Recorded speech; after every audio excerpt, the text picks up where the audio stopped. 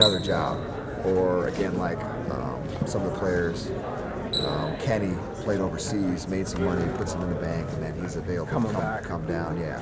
And the other thing is too is that it's the G League contract's not great, but if you do get that 10-day, you double your salary. Right. You know? Yeah. Most NBA teams, you get 2 10 days, you don't get one. Mm-hmm. So. And then again, for guys that come to camp, they get it's called Exhibit 10 money. So even if the G League salary is lower, there are opportunities for them to kind of. If you're on that camp roster. Extend some money to make the salaries bigger. That's the goal for everybody, right? That 10-day. I'm sure that's like a, no, for sure. Sure. And yeah. again, to the Hawks' credit, like again, Jordan Cyber last year. They also had B.J. Johnson. Yeah, there's examples, the year right? Before, I mean, for the G League team, they've had guys. I think Kavanaugh, Jalen Morris was a Division II player, played in the G League, got a 10-day. So it sounds cliche, but the Hawks are the #1 team of the dream is real, and it doesn't matter. You don't have to be necessarily a high-level lottery pick or played at a big school. D2, you're there. If you're a big guy that can stretch the floor, Isaac Humphries last year got to finish the season with the Hawks. So. Isn't it tough though if you're not Brandon or Charlie though to get that opportunity? Well, to start the season, those are on the two-way, so they won't. Yeah. But once, usually after the trade deadline, and if there's movement. So, for example, last year I think the Hawks made some deals. So Tyler Dorsey left the team, and Daniel Hamilton left the team. So there's a roster spot, and again, it's on us to have these guys ready, so that if Coach Pierce and Travis need a player, instead of looking outside, plug in. They got guys exactly from our program to plug in. The terminology, the playbook, everything is the same. Or maybe there's a possibility that there's a guy that went to training camp with the Hawks, didn't make the Hawks, got sent to us. Yeah. Again, we develop them, and then they can finish the season with them is the goal. Interesting, man. Yeah. Thank you, Coach. I appreciate it, man. No, appreciate it. Good luck this year. Thank you. Have you seen the arena and everything? Have you? We've been there, but not since it's been the floor down, and seats and stuff. So that's coming. You excited? Yeah, we are. We are. And that's the biggest thing is like what's going to do the word of mouth, like getting fans out. Right. It's so new, so. It'd be like a new fan base, though, right? Yeah, like have those people down there. But that's what. Truthfully, we'll see. Hopefully, again, we can. The word of mouth is good. The hitting people on social media. Yeah. Once fans come, they tell a friend, and right. That's kind of what we're hoping for. But because it's so new, no one knows it. Coach, I got here a little late. I don't know if you touched on it, but dealing with a lot of moving parts, a lot of different players, two-way guys, guys who were here last year. Just how do you handle that the first few weeks, just through training camp and start of the year? Yeah, you try to start with a foundation, and again the fundamentals and the plays and the terminology that the Hawks used, and build chemistry. So you try to build chemistry the best you can. We told the guys today, you might not be starting, but because of the fluidity of the G League, you go from the first sub to starting the next game, or you saw already Trae Young gets hurt, Brandon Goodwin that night practices with us, and he's back in uniform with the Hawks on the bench playing against Miami Heat on TNT. So it changes literally every day. So hopefully guys stay with it and continue to play hard, buy in, and they're ready for the opportunity.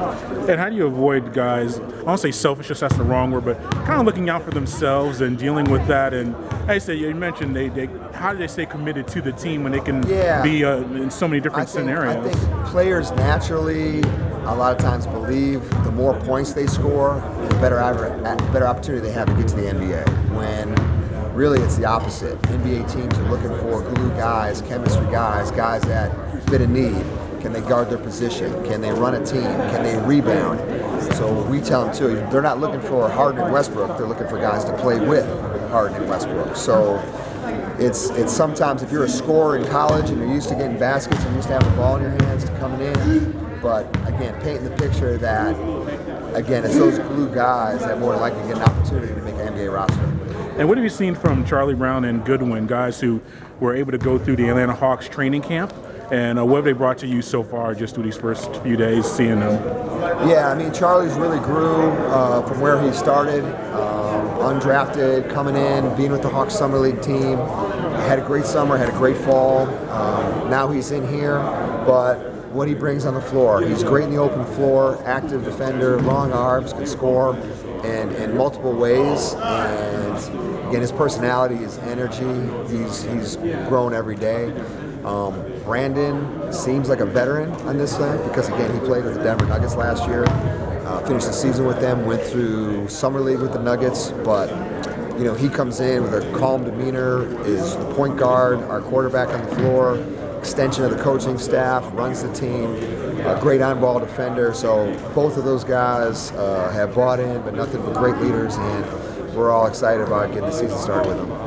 Lastly, how much interaction do you have with Travis and with Lloyd and the staff? Is it a everyday thing, weekly thing? Do you go to practices at the facility? How do you how's the interaction with the parent team of the Hawks? Yeah, so the parent team has been superb and involving me again from the beginning with the draft workouts, the summer league experience, preseason. I'm with the team, home on the road, involved in practices.